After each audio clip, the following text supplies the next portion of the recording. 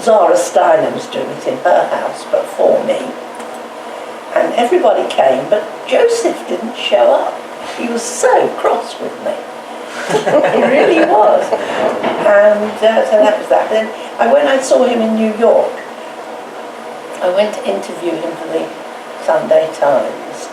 And of course it was to his benefit, and he was much, much friendlier.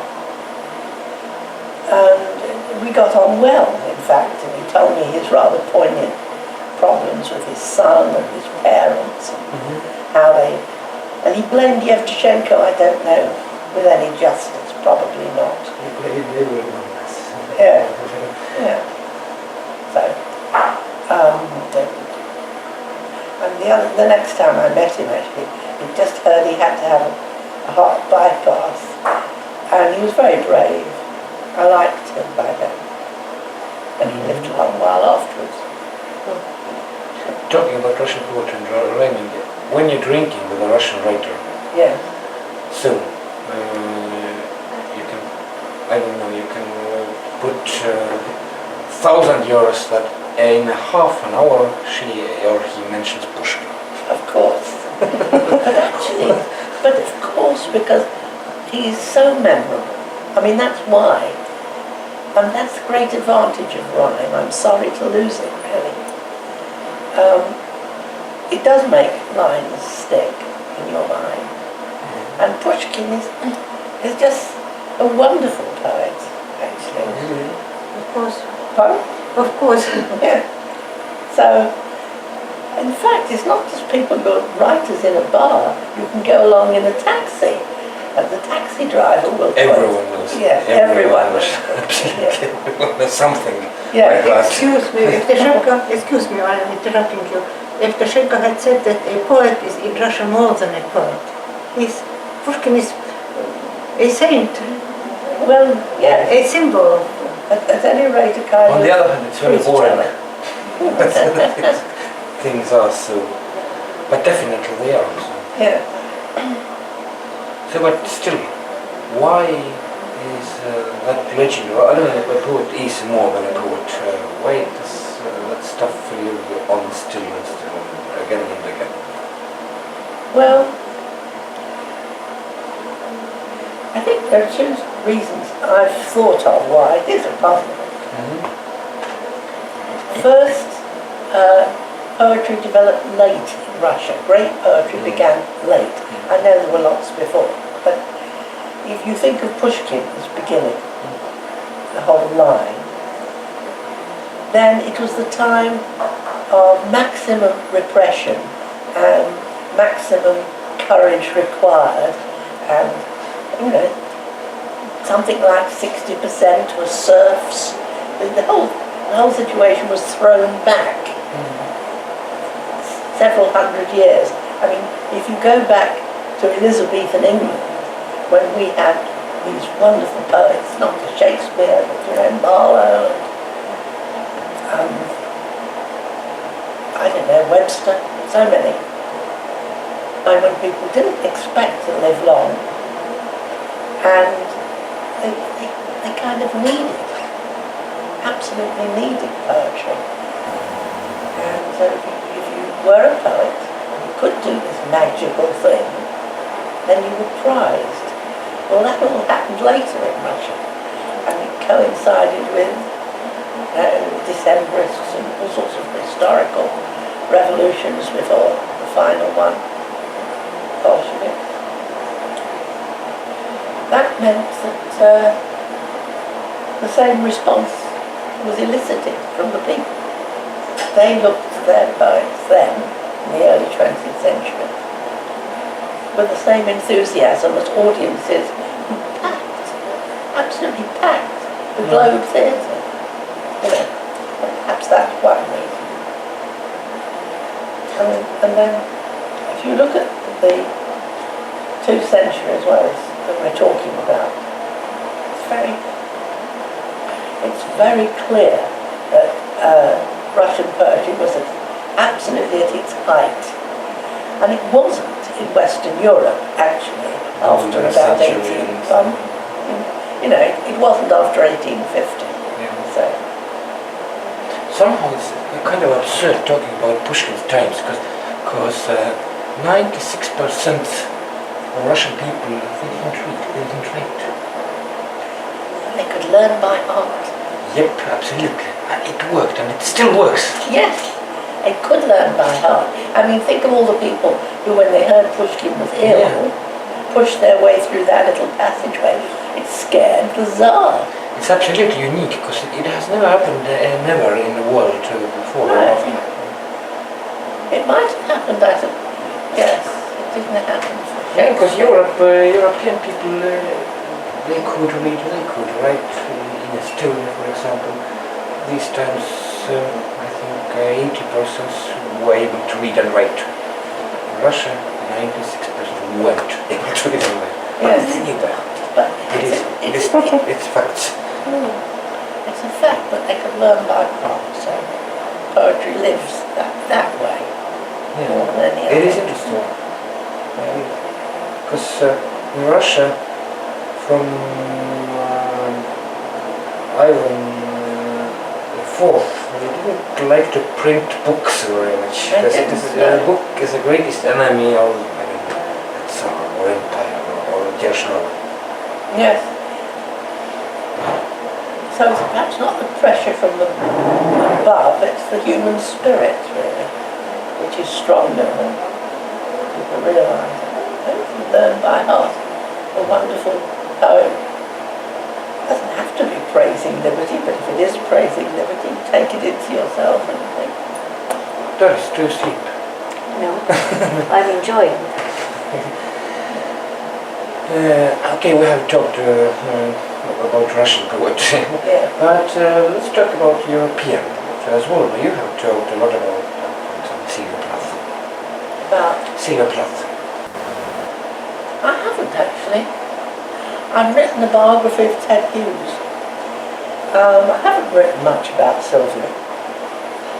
I was talking about connections. Okay. There's no connection really. I revere her poetry. I think she is one of the greatest poets of the 20th century. No question. Just for the absolutely transgressive metaphors. Absolutely brilliant. But I haven't written about her much. It's fun. It isn't really my kind of poetry. I try really to be very literal, very straight, and to let the music of the music pull against the colloquial speech. That's what I like to try and do. And she didn't do that. She used kind of really fairy tale rhythms in her poems, and they all work through the violence of the imagery. So we aren't really very similar. I suppose I'm not sure I go back to a woman poet at all, unless you count Tsvetaeva, who was a great liberating force for me. My own origins are from American poetry, really, not specifically women's American poetry. So I can think of some women I admire very much. It was people like Charles Resnikov, who you probably don't know about at all, the objectivists, George Orwell, and Charles Olson, and indeed Allen Ginsberg up to a point, who influenced me. And so, I suppose what I have to say is that I came after Tsvetaeva to value the force of rhythm pushed against, for the first time, the kind of form that flows down the page. I wrote longer poems then. Yeah. You mentioned Ginsberg. I'm just curious, what speed generation to you means?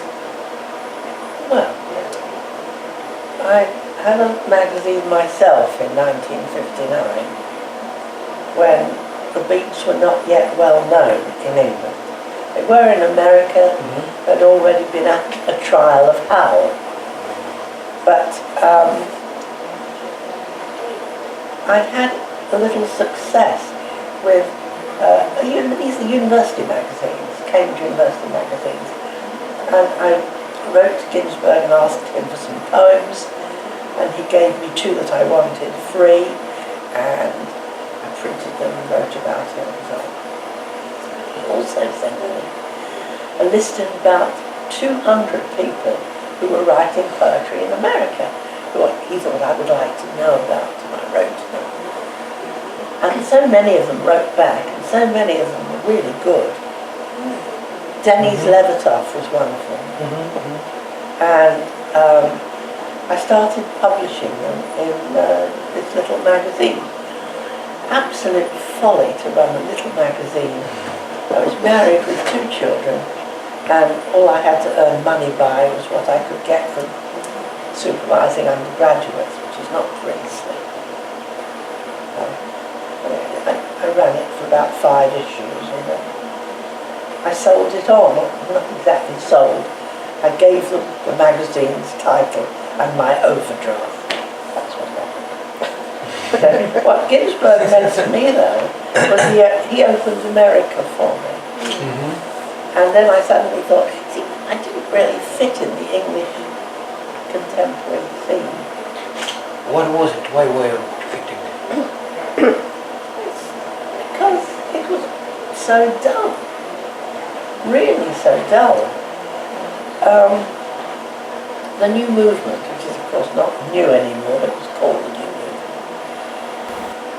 It had some good poets in it, but it kind of never risked anything. Okay. You know, it was just so... British way, comfortable way. Yeah, very British at its worst, really. But obviously the poets came out of that too. I mean, both Ted Hughes and Larkin came out of that movement, but they came right out. And I didn't really fit into it. I didn't have the right voice. I was trying to use my own voice. And that may be my background too. I was just thinking different on a British way. Yeah, I wasn't naturally British. I am, I think, now. No. Now, yeah. So, it means that the British way has influenced you more than you have influenced British ways a lot. No, it means that I think I've shifted the mainstream. That's what's happening. It's a huge courage to say like that to yourself. It's not meant to be arrogant, I just think, I'll put it this way, the mainstream has shifted, and now I'm part of it. That's what's happened. England's changed. And there are so many immigrants from Yeah, this. absolutely. It's changed. I know Sergei Dovlatov once said that the 21st century, he died in 1990. In the 21st century we won't see any new poets because huge poets have already written English. What do you think about that statement? But lots of new poets. You mean the audience for poetry is diminished permanently? He meant that new poets can be in the 21st century. Why did he say so? I don't know. What do you think? Well, there are so many new poets. Absolutely. Really. I should find In it Estonia as well. But they don't fill stadiums. That is true. Some can fill the Purcell room. Really. But why don't they fill stadiums? People prefer football. People have always preferred football. But Yeah. still, to watch a fill stadiums once. I don't know.